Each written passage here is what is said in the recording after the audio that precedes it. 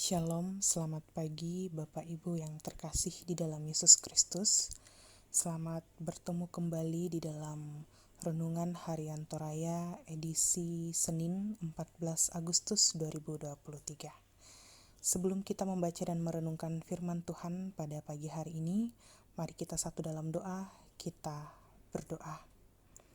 Terpujilah namamu Tuhan Allah Bapa kami dalam kerajaan sorga. Tuhan Sang Pemilik kehidupan kami, sungguh luar biasa penyertaan-Mu dan pertolongan-Mu dalam kehidupan kami. Secara khusus kami datang di hadirat-Mu yang kudus, mengucap syukur untuk hari baru, kehidupan baru yang Tuhan anugerahkan kepada kami pada hari ini. Saat ini Tuhan melandasi ungkapan syukur kami, bahkan sebelum kami memulai hari kami pada hari ini, kami akan mendahulukannya dengan membaca dan merenungkan akan firman-Mu. Tuhan kiranya memberkati kami, mampukan kami untuk fokus dan mampukan kami untuk mengerti akan firman-Mu ini, sehingga firman-Mu ini boleh menjadi kekuatan dan pedoman kami dalam menjalani kehidupan ini. Berfirmanlah Tuhan, kami telah siap mendengarkan. Di dalam nama anak-Mu Yesus Kristus kami berdoa. Amin. Bacaan kita dari Kejadian 41 ayat 37 sampai ayatnya yang ke-45.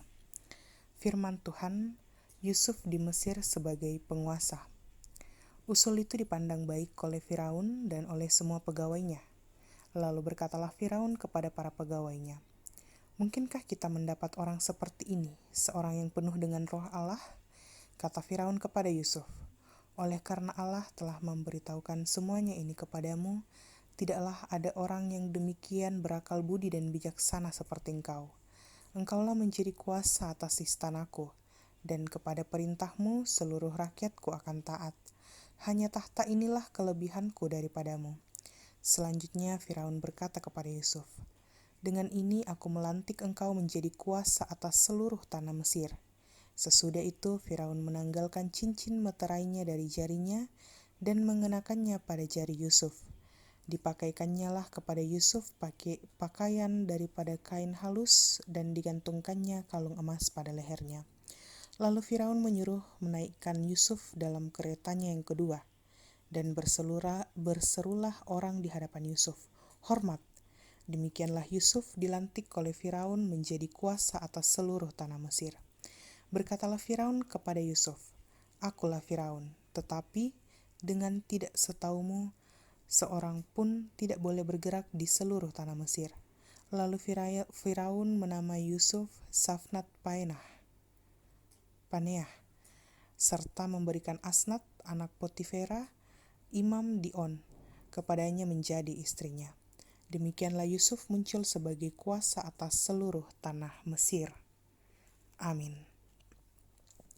Seorang yang penuh roh Allah. Sidang jemaat yang terkasih di dalam Yesus Kristus, penggalan kisah ini adalah lanjutan dari kisah Yusuf di tanah Mesir. Ia yang tadinya hanya tawanan, lalu oleh karena ketaatannya kepada Allah, ia dapat menafsir mimpi Firaun. Peristiwa tersebut mengakibatkan ia dinobatkan sebagai penguasa atas tanah Mesir. Sebagaimana kita ketahui bagaimana ia menjadi situs karya Allah atas bangsa Israel di Mesir. Kemudian selanjutnya ada sebuah pernyataan Firaun yang patut kita garis bawahi di sini, yakni, mungkinkah kita mendapat orang seperti ini, seorang yang penuh dengan roh Allah, dalam ayat 38. Apakah pernyataan tersebut hanya sekedar ungkapan kekaguman Firaun saja? Tentu saja iya. Sebab Firaun menyembah ilah yang berbeda dengan Yusuf. Akan tetapi, itu tidak berarti Yusuf tidak dikuasai oleh roh Allah. Sebab pada Kejadian 39 ayat 2, di situ narator kitab Kejadian menyebut dalam keadaan-keadaan sulit, Yusuf setelah dijual saudara-saudaranya, Allah tetap menyertainya. Bapak, Ibu, saudara-saudari yang terkasih, jika kita membandingkan dua ayat tersebut, pasal 39 ayat 2 dan pasal 41 ayat 38, kita dapat menemui perbedaan signifikan.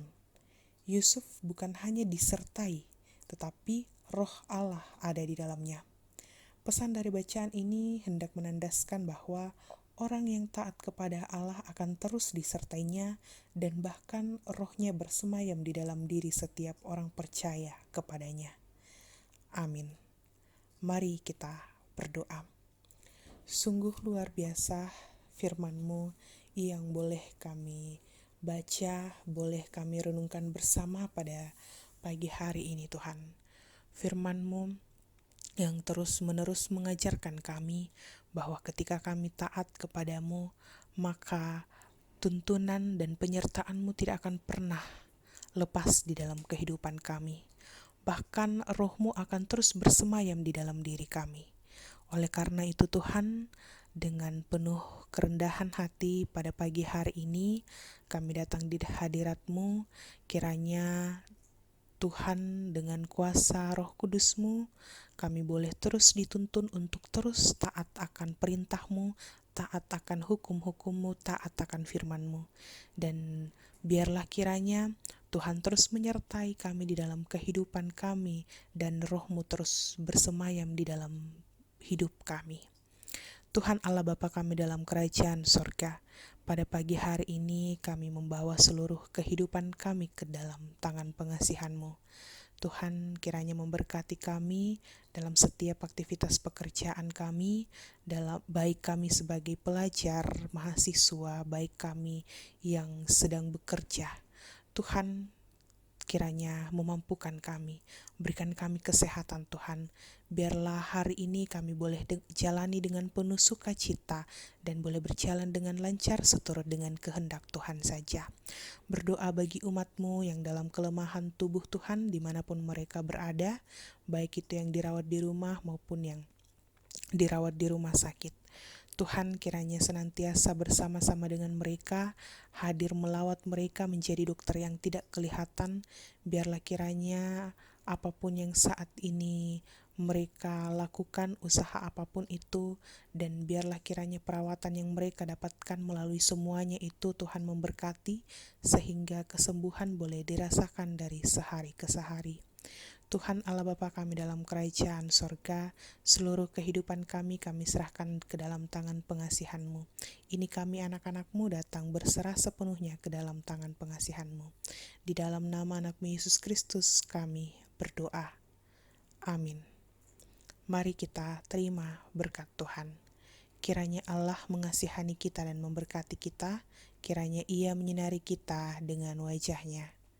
Amin. Bapak, Ibu, Saudara-saudari yang terkasih di dalam Yesus Kristus, demikianlah renungan harian kita pada pagi hari ini. Selamat pagi, selamat beraktivitas, Tuhan Yesus memberkati.